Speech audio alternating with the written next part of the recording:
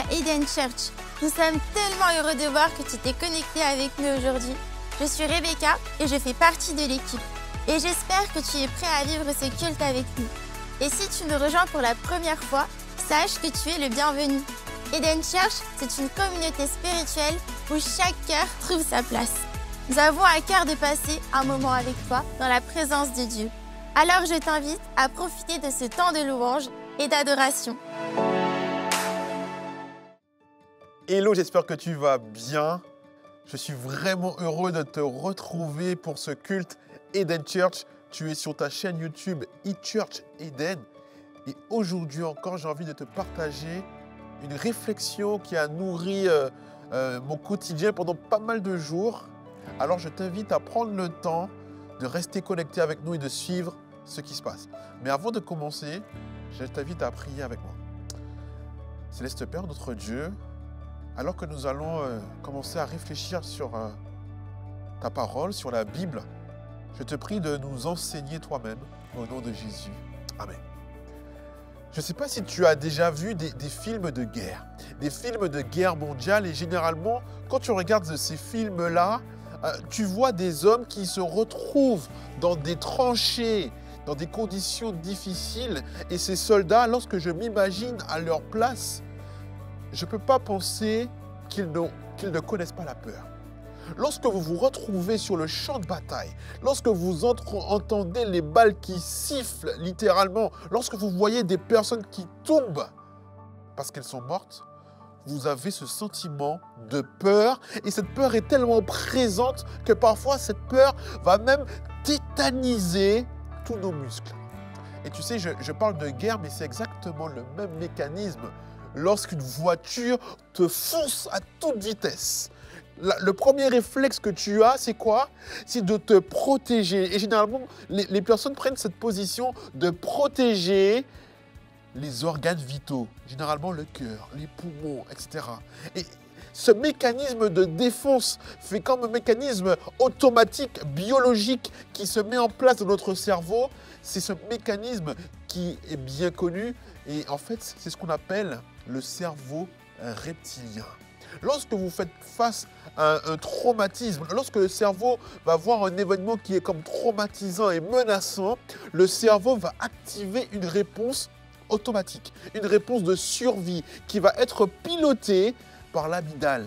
Et en fait, traditionnellement, on connaît ces trois grandes réponses qui sont premièrement le fait de se battre, deuxièmement le fait de fuir une situation, et puis troisièmement, là, il y a l'idée d'être totalement tétanisé, figé, sidéré. Et d'ailleurs, la sidération, c'est une réaction biologique automatique incontrôlable qui va être dictée par ton cerveau le plus primitif. Quand la fuite n'est pas possible, quand le combat n'est pas possible, ton cerveau se met en mode freeze. Il reste figé, il reste sidéré. Et là, le cerveau va percevoir une agression qui, pour lui, est trop rapide. Il ne peut pas l'éviter. Et donc, il va ordonner une immobilisation totale de ton corps. C'est ce qu'on appelle la sidération. Et là, tu es dans cette situation où tu es même incapable de parler, incapable de crier. Il y a comme une déconnexion entre ta conscience et même l'impression que parfois tu es hors de ton propre corps. Tu n'arrives plus à reprendre le pas sur la situation. Cette réaction est comparable à celle parfois d'un animal qui va faire le mort en se disant « mais si je fais le mort, peut-être que je peux survivre ». Et même des humains, on remarque, dans certaines situations, vont préférer faire le mort pour essayer de survivre à une situation qu'ils ne maîtrisent pas. Et pourquoi? Pourquoi on ne choisit pas cette réaction? Pourquoi le cerveau ne passe pas par un raisonnement logique? Il agit dans la seconde sur la base d'une analyse immédiate, instinctive, face à une menace. Et j'aimerais dire ici que lorsque notre cerveau se met en mode sidération, figé, ce n'est pas un manque de courage, ce n'est pas un choix volontaire, mais c'est une réaction neurologique involontaire, neurobiologique même, involontaire. Et beaucoup de personnes, parfois, lorsqu'elles vont être victimes d'une menace, d'une attaque, d'une agression, beaucoup vont ressentir une forme de culpabilité, de honte, parce qu'elles vont se dire, mais pourquoi je n'ai pas réagi? Pourquoi je n'ai rien fait? Mais j'aimerais déjà dire que cette réaction est une preuve du choc subi, est une réponse au choc subi. Ce n'est pas du tout une faiblesse. Autrement dit, la sidération, le fait d'être totalement figé, c'est quelque chose de normal face à une situation dangereuse, anormale. Et c'est comme lorsque vous traversez une rue, imaginons que vous marchiez tout au long d'une rue et vous voyez qu'il y a un groupe de personnes qui vous paraissent dangereux. Vous avez ces trois actions qui arrivent inconsciemment dans votre cerveau. Soit je fuis, soit je combats, ou soit je reste totalement figé.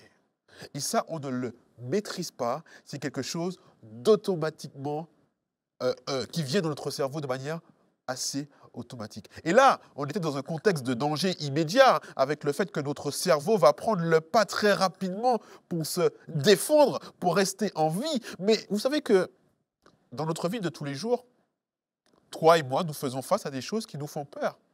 La peur, c'est une réaction, un sentiment totalement normal. Et dans certaines situations, on va analyser les choses avant de prendre une décision.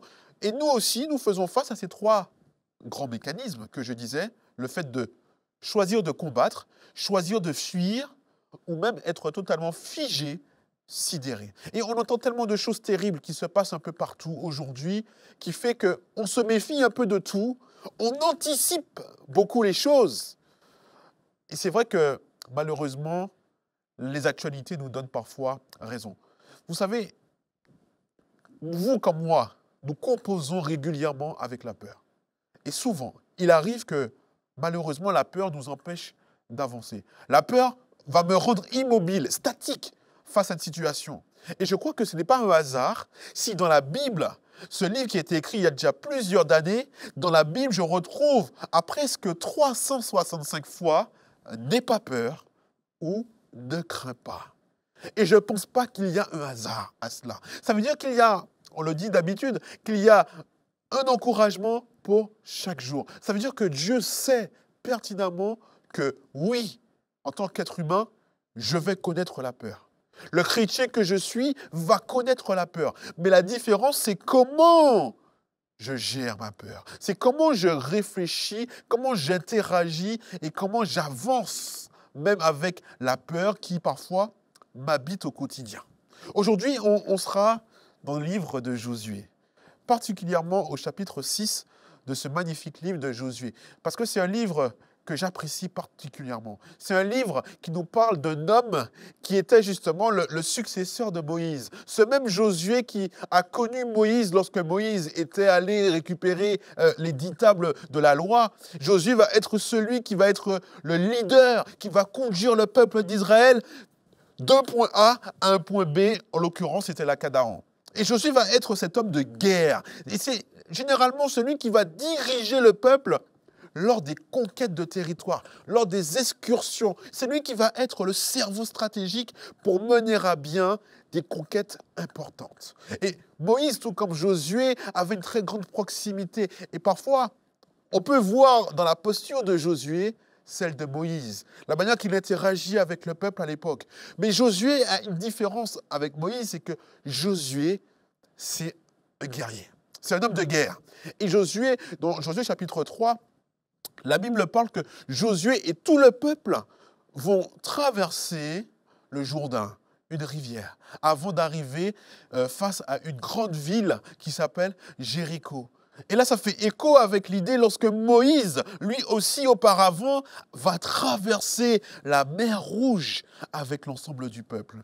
Et il ne faut pas oublier que, très important, au temps de Josué, le peuple qui est sous la direction de Josué est composé de personnes qui sont nées après la libération d'Égypte, après ce que leurs parents avaient connu. Et donc, il fallait que Josué et le peuple commencent par une forme d'alliance. Et j'aime à croire que le fait de traverser ce Jourdain, traverser cette rivière, avant de commencer proprement dit, ces conquêtes, moi personnellement, j'y vois une forme d'allusion, de symbolisme avec le baptême.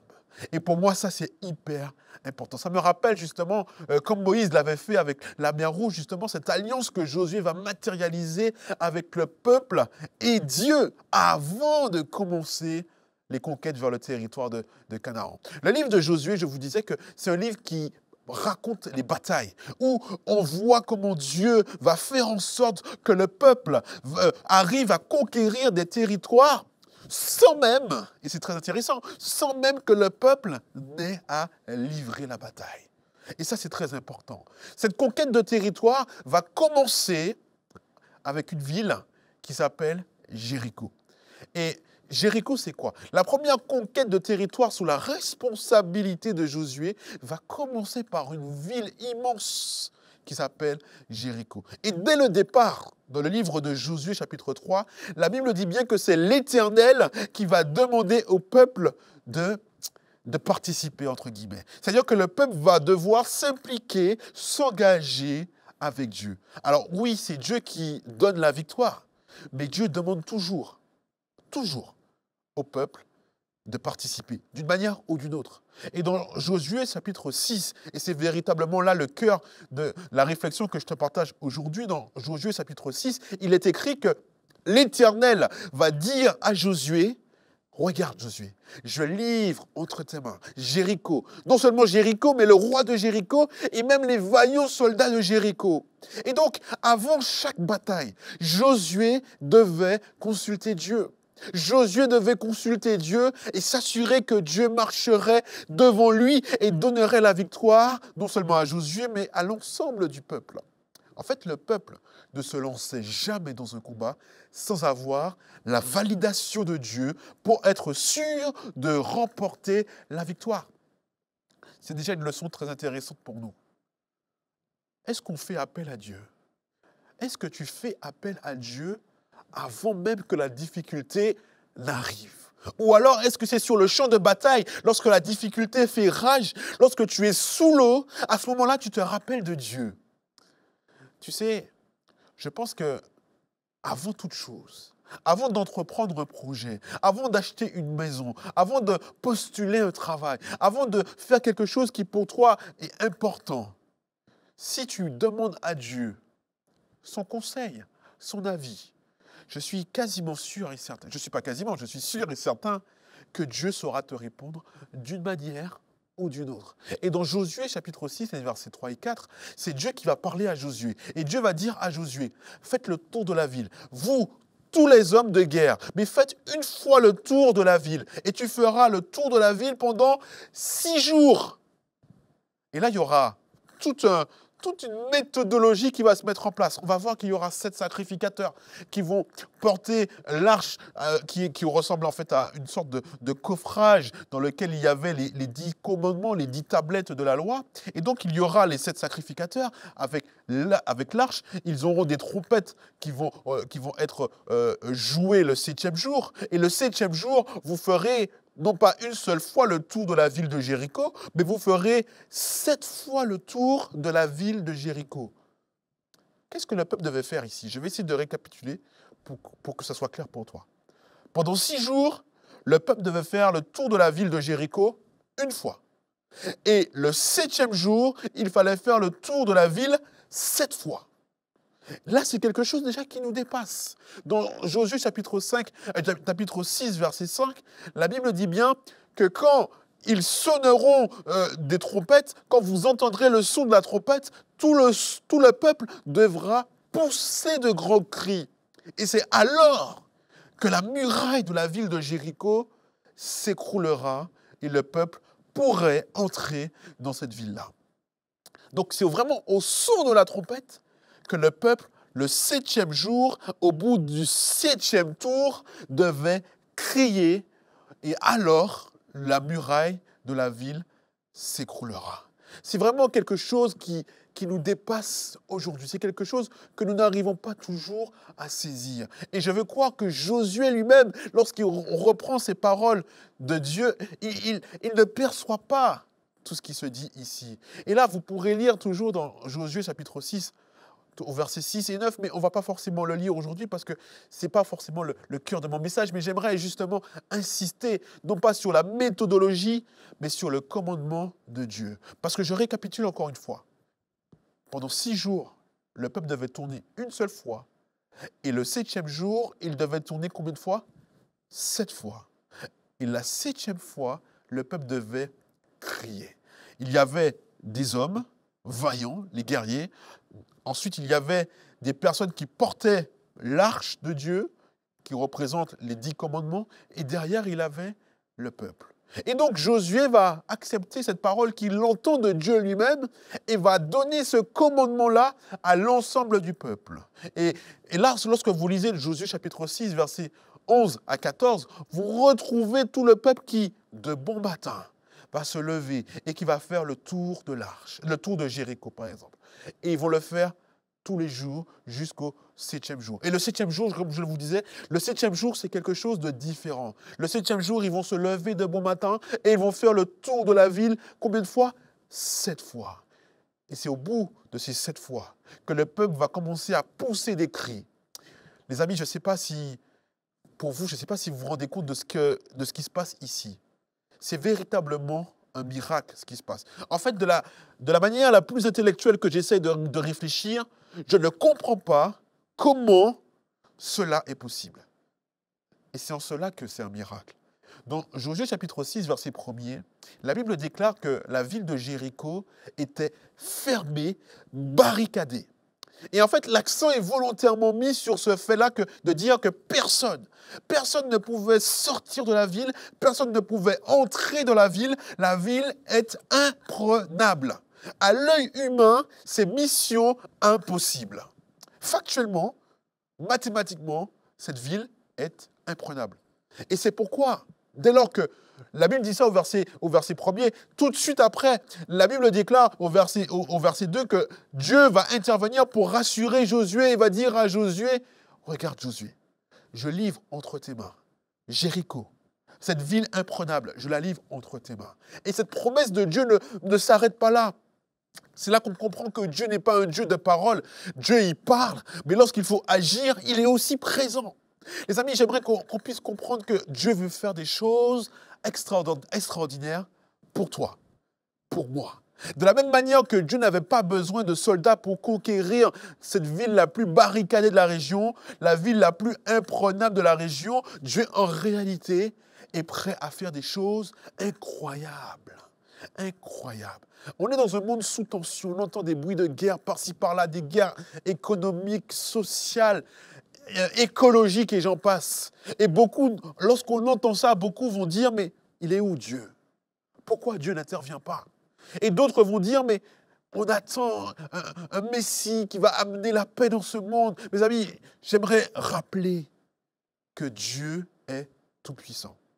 Il n'a pas besoin de quoi que ce soit. Il n'a pas besoin de faire quelque chose parce que nous lui avons demandé de faire. Si Dieu, aujourd'hui, veut réaliser quelque chose de grandiose, un miracle dans la vie de quelqu'un, Dieu peut totalement le faire. Et c'est parce que je sais que Dieu est tout-puissant que j'ai envie de faire partie de son projet. J'ai envie de collaborer avec Dieu. Mais le procédé de Dieu est toujours le même. Dieu va demander à l'ensemble du peuple à l'époque de s'engager. De s'engager. S'engager à le suivre. S'engager à suivre finalement ce qu'il demande. Et lorsque je commence à m'engager à suivre Dieu, en réalité, je crée l'opportunité pour permettre à Dieu d'agir puissamment dans ma vie. Et c'est là toute la beauté. Lorsque je m'engage avec Dieu, en réalité, j'ai l'opportunité, je donne l'opportunité à Dieu d'agir dans ma vie. Et là, j'ai des bénédictions spéciales qui déposent dans ma vie, qui vont rejaillir sur celles et ceux qui m'entourent. Et ça, c'est magnifique. Mais Dieu va toujours demander au peuple de s'engager. Et Dieu te demande encore, d'une manière ou d'une autre, de t'engager. T'engager à faire quoi? En l'occurrence, dans le texte de Josué chapitre 6, le peuple devait faire quoi? Faire le tour de cette ville. Combien de fois? 7 fois. Et j'aimerais dire que si nous n'avons pas la persistance, de la persévérance dans quelque chose, malheureusement, nous n'irons pas loin. Dans le domaine professionnel, comme dans tous les domaines de notre vie, il nous faut être persévérants. Dans mon domaine personnel aussi, il nous faut être persévérants. Et lorsque ma persévérance est menée à son terme, alors ça débouche sur quelque chose de beau. Un engagement fort. Il faut de la persévérance dans tout, j'ai envie de dire. D'ailleurs, tu sais que dans Hébreux chapitre 11, verset 30, la Bible déclare que c'est par la foi. C'est par la foi que les murailles de Jéricho, cette ville imprenable avec des murailles énormes qui étaient là comme barricadées, c'est par la foi que les murailles de Jéricho tombèrent après qu'on eut fait le tour pendant 7 jours. Ce n'est seulement qu'au 7e jour, lorsqu'il y a eu la trompette et le grand cri, que la muraille, qui était si prenable et si barricadée, est tombée. Et vous savez, parfois, malheureusement, on manque de persistance. On n'arrive pas à aller au bout des 7 jours. On va commencer, on va écouter, on va avoir cette conviction de Dieu qui nous dit « fais comme cela ». Et on va rester bloqué. On ne va pas réussir à se dire « mais je suis au combien de jours ?» Ça fait un moment que je fais face à une difficulté. Ça fait un moment que je commence à tourner. Alors Dieu m'a dit ceci, Dieu m'a dit cela, et je commence à marcher et à tourner, mais je ne vois pas l'accomplissement de ce que Dieu m'a dit. Mais est-ce que je suis allé au bout? Est-ce que j'ai persévéré? Et en fait, pour faire face justement à cette difficulté, à une bataille, j'aurais besoin du plan de Dieu et non pas du mien. J'aurais besoin d'être à l'écoute de Dieu et non pas à l'écoute de ma volonté. Parce que parfois, je fais de ma volonté celle de Dieu. Et je veux dire, mais oui, forcément, c'est Dieu qui a voulu que ce soit comme ça. C'est Dieu qui m'a dit, va dans cette direction-là. Mais mes amis, ce n'est pas mon job de comprendre le pourquoi du comment. Pourquoi je dois marcher pendant 6 jours en silence? Et pourquoi le 7e jour, je dois encore marcher, mais 7 fois, et après je dois crier? Pourquoi? Je ne comprends pas. Et la réponse, c'est qu'on n'a pas toujours à tout comprendre. Et parfois, on n'aime pas ne pas comprendre. On veut savoir le pourquoi du comment. Tu as dit ça, mais je veux comprendre. Je veux que tu m'expliques en détail. Mais j'aimerais dire à toi qui m'écoutes que même si tu ne comprends pas tout, je t'encourage à obéir à tout ce que Dieu te demande. Je crois que le fait que Dieu demande à tout le peuple de faire ce tour de Jéricho pendant combien de fois? 7 fois. C'est également pour permettre au peuple de réaliser de très près, de voir devant ses yeux comment cette ville de Jéricho est imprenable, barricadée.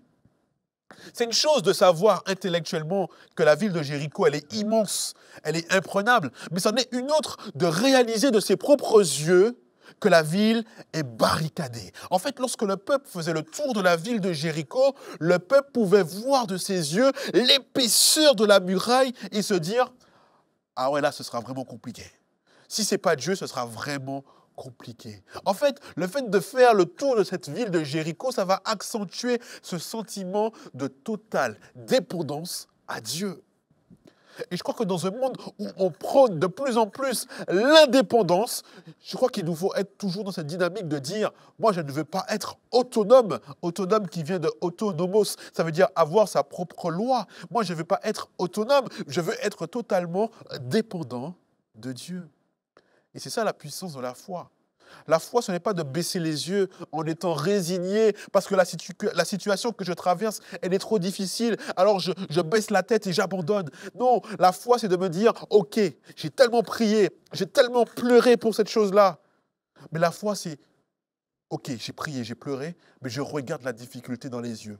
Je regarde la difficulté pour ce qu'elle est. Je regarde chaque brique qui compose ce mur de Jéricho, qui est en face de moi. Et je me dis, avec toute la foi que j'ai en Jésus, je ne sais pas comment Dieu fera, mais je sais que cette muraille tombera. Et donc, avec force et avec conviction, je garde la foi en Dieu. En fait, je suis interpellé par le fait que le peuple de Jéricho, il voit le peuple. Et je me demande, mais qu'est-ce qui se passe dans leur esprit en voyant ce peuple qui fait le tour de cette ville en silence pendant 6 jours?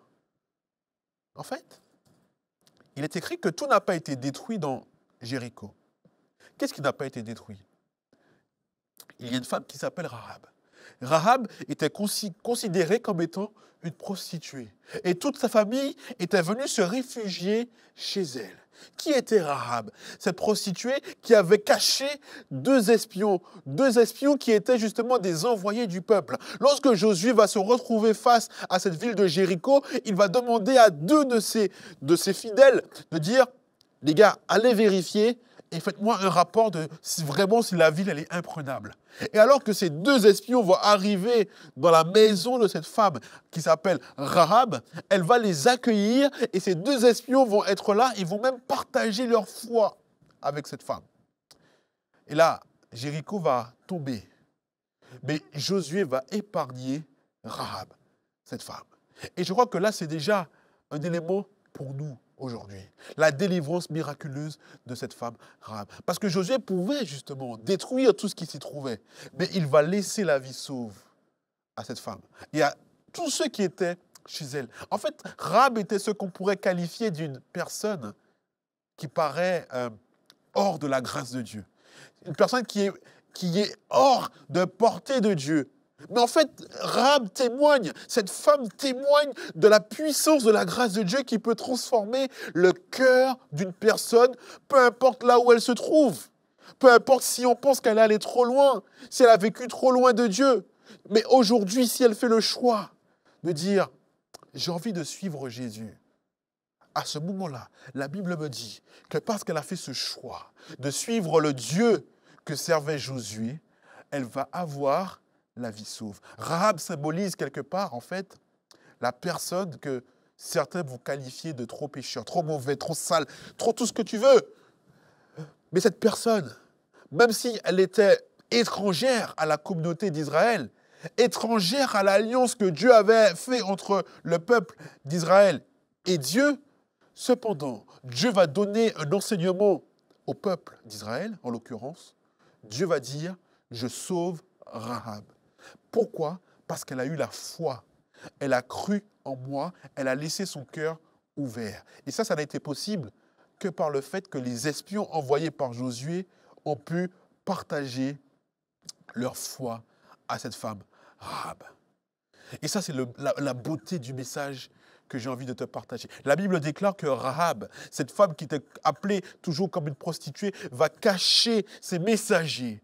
Et on ne les appelle plus les espions, on les appelle des messagers. Ils sont passés d'espions à messagers, avec toute la symbolique que cela implique. Parce que le messager, qu'est-ce qu'il fait? Il apporte la parole au nom de Dieu. Il y a tellement de choses à dire sur Jéricho, mais j'aimerais vraiment insister sur ce point-là. Je pense qu'on a quasiment tous un Jéricho dans notre vie. Prends une seconde pour réfléchir à ça. On a peut-être une difficulté, une lutte dans notre vie, quelque chose qui m'empêche d'aller pleinement là où Dieu voudrait que j'aille. Quelque chose qui est comme une muraille dans ma route, quelque chose qui me bloque, quelque chose qui a un impact dans ma vie, quelque chose qui me semble comme être une fatalité. Alors ça peut être une addiction, ça peut être un mauvais trait de caractère, mais ça peut également être un désir ardent, quelque chose que j'ai au plus profond de mon cœur, quelque chose qui si j'ai ce désir d'avoir, par exemple, un enfant et que je n'y arrive pas, et j'ai l'impression que j'ai tellement prié pour cela, mais c'est comme un Jéricho dans ma vie. Et tu comprends bien que je ne parle pas de muraille ici. Nous avons peut-être tous un Jéricho dans notre vie. Et c'est vrai qu'il nous faut pouvoir prendre le temps de réfléchir. Quel est mon Jéricho? Et si alors j'ai un Jéricho, la question c'est de dire, je veux accepter la volonté de Dieu. Je veux que la volonté de Dieu soit aussi la mienne. Lorsque Dieu va dire, lorsque Jésus, dans sa prière que tu connais bien dans les évangiles, il va dire que ta volonté soit faite sur terre comme elle est faite au ciel. Alors que la volonté de Dieu soit faite dans ta vie, dans ma vie. Et que rien ni personne ne puisse m'empêcher de garder cette foi qui me fait dire que même si je ne comprends pas pourquoi, il faille que je tourne autour de cette muraille, mais que je puisse garder cette foi qui me dit, je sais que cette muraille, que cette difficulté se détruira d'elle-même dans ma vie. Et ça, c'est la promesse que j'ai envie de te laisser. Si tu mets toute ta foi en Dieu, et si tu vas avec cette force que Dieu te donne pour te dire qu'aujourd'hui, si tu prends la volonté que cette difficulté dans ta vie puisse s'effondrer, alors je te dis au nom de Jésus qu'elle s'effondrera. J'ai envie de prier avec toi. Alors là où tu es, prends la position qui convient, que tu sois tranquille et on va prier ensemble. On prie? Oui Père, je te remercie. Je te remercie Seigneur parce que tu es toujours présent. Tu es présent dans les bons moments. Tu es présent également dans les mauvais moments. Dans ces moments où nous faisons face à des Jérichos, à des choses qui nous tétanisent, des choses qui nous bloquent. Tu nous réponds. Et parfois, la réponse que tu nous donnes n'est pas forcément compréhensible. Et on se dit, mais pourquoi? On veut savoir, mais comment tu vas agir? Mais tu nous demandes simplement d'avoir cette foi, de continuer à avancer avec cette conviction qu'au terme, cette difficulté disparaîtra d'elle-même. Donne-nous ce courage et cette humilité d'accepter ta volonté au nom de Jésus. Amen. Voilà, je te remercie d'être arrivé jusqu'à cela. J'espère que tu as été béni. Et n'hésite pas, reste connecté avec nous. Nous sommes très actifs sur les réseaux sociaux, sur Instagram, eChurch Eden. Tu pourras retrouver l'ensemble des éléments. N'hésite pas à visionner les autres messages que nous avons partagés sur notre chaîne YouTube. Et à titre d'information, on se retrouve également à Paris en présentiel à la Maison de l'Espérance. Toutes ces informations, tu pourras les retrouver sur notre page Instagram et nos réseaux sociaux. Et d'ici là, je te dis que Dieu te garde et à très bientôt. Ciao, ciao.